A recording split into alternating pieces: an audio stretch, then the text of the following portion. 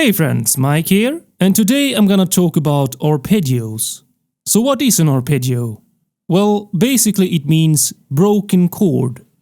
If you have a chord of 3 notes, you usually play all 3 keys at once, but if you play them one after another, it is an arpeggio.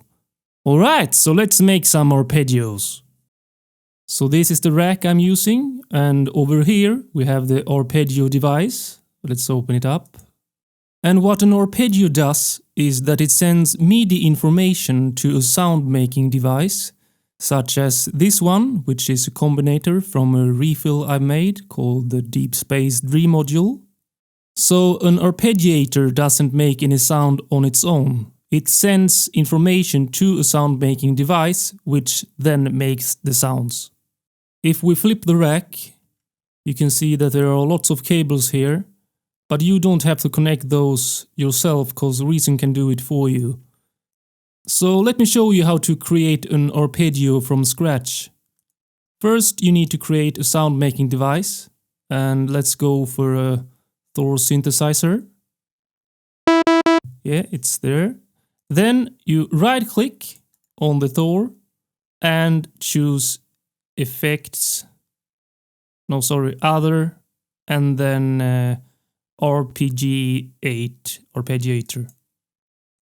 And if we flip the rack now, you can see that it is automatically connected for you. And if we go to the sequencer, we can see that here is our Thor synthesizer and here is our arpeggiator. So we can still play this Thor. And if we play this arpeggiator, it will control the Thor. So if I hold down, for example, a C chord, you can hear that it is an arpeggio now. And since I only want the arpeggio, I can delete this sequencer track for the Thor synthesizer. So right click and delete tracks. And then we're left with the arpeggio. Alright, so let's try to shape the sound of this arpeggio. You can of course change the sound by controlling the settings of the synth sound itself, but I will focus on the arpeggiator in this video. Alright, so what do we have here?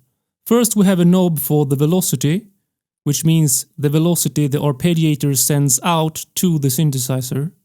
You can, for example, have this fixed at full velocity so that the velocity never changes, or the default manually, which means that every time you hit the chord, it will have a different velocity level. Then we have a hold button, which means if I have this on and I press a C chord, the arpeggio will continue to play until I press the next chord. So if I press down a C chord now, it continues even though I have left my fingers from the keys. And this can be useful since you will not have any gaps between changing the chords. Then you have an octave shift, and then we have the arpeggiator section. So this is the fun part. First you have a knob to change the direction of the arpeggio. For example, its default is up. It plays from the bottom to the top.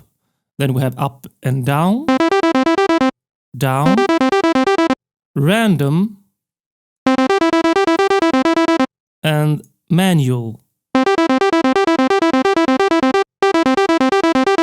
which detects the order in which you hit the keys.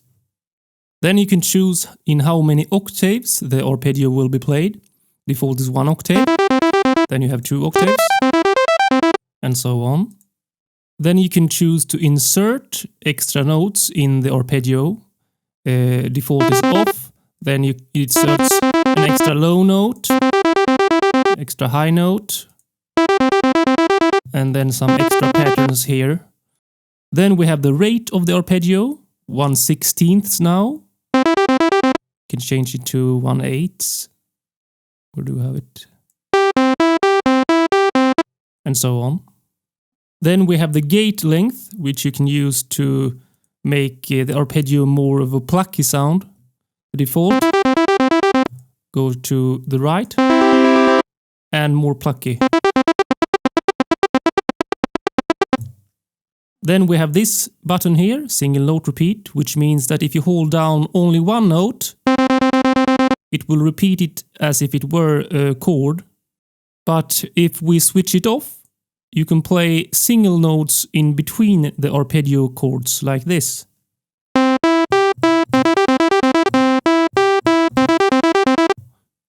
And lastly, we have the pattern section where you can change the rhythmic pattern of the arpeggio.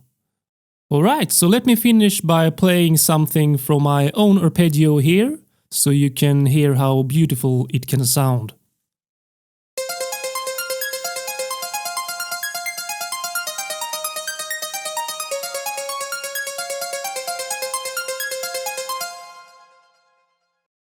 Alright, that's how you can make arpeggios in Reason. Support me by liking and sharing this video. Add me on Facebook and Google+. I'll see you next time. And remember, you rock, my friends!